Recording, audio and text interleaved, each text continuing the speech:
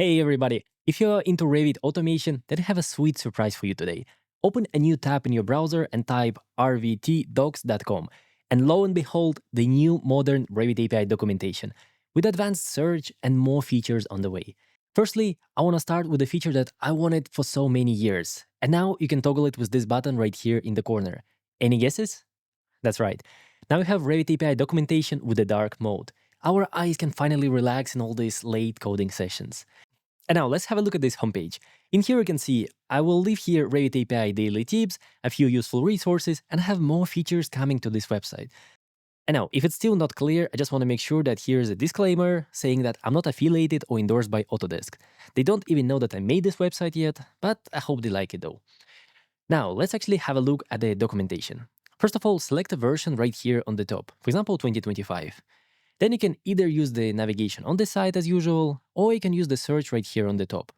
You will also notice that now you have a shortcut Ctrl-K to activate the search. So I'm going to click on Ctrl-K, and it's going to open the search right away. Inside here, you'll see some kind of random small jokes just to keep your mood up, and we can start searching. Let's search for something like a wall, and you can instantly see the results of this search. It's really, really fast. Also, while you're searching here, on top of that, you'll notice that there are these search badges to filter your results, in case you want to see only classes, only constructors, enumerations, or you just don't care, you want to see all. And let's just try searching for something. You can see the results are pretty much instantly.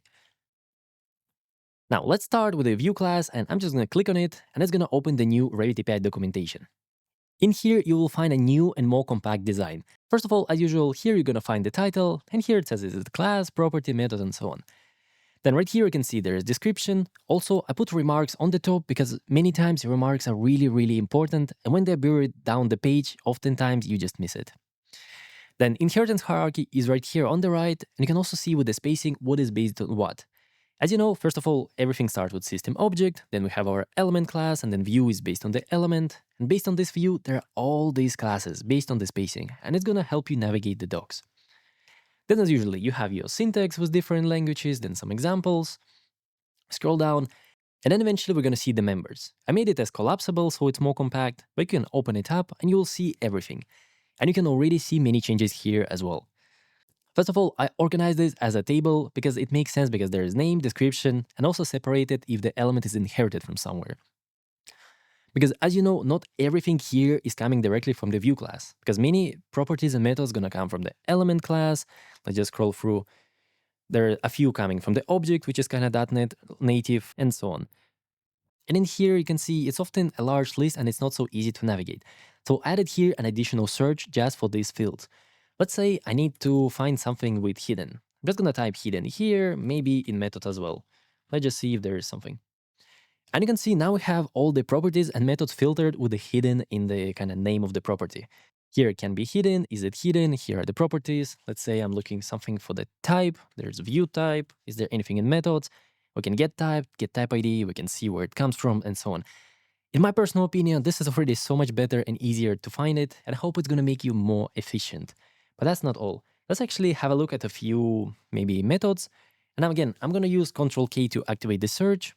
And this time I'm going to look for wall create. Let's take one of this method. This one is fine. It has plenty of parameters. So in here you can see it's wall create. It's very long title, but that's fine. On the top, you're going to have links to namespace and the class where it comes from. So you can also open and kind of explore what's going on inside there. And if you're going to scroll down, you'll also notice this card with parameters and return value. In here, it's also structured as a table because it's so much nicer to read it. Here's the name of the parameters, what are their types, and description as usual. Overall, it's the same information, but it's packed, in my opinion, much better. And also you have dark and light designs if you like it. Here's how the light looks, and I'm sorry if that hurts your eyes. I also hate this. Let's go back to the dark mode. Again, there are exceptions. There's pretty much all the same information, but I just try to make it a little bit more appealing and easier to navigate and find what you need.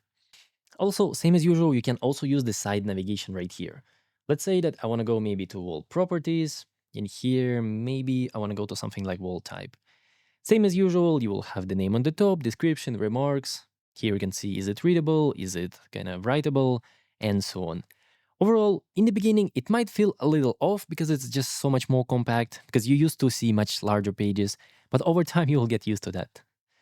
Oh, and lastly, while you explore Revit API documentation, you can also make bookmarks to save your pages that you might need later. There's an icon right here you can click. Once you do that, it's going to be added right here to the list. You can see I already made some bookmarks before. There's like wall type, crop box, and so on. Let's just say I want to look for filtered element collector, maybe that one doc. I'm gonna add it. The moment I click, it just added right here. Then later, I can just click here and it's gonna take me to these pages. It might be useful when you code large tools and you often need to reference the same kind of methods and properties and constructors. I think you will find it really useful. Oh, and by the way, I nearly have forgotten that also the sidebar now is also resizable in case you want to make it bigger or smaller.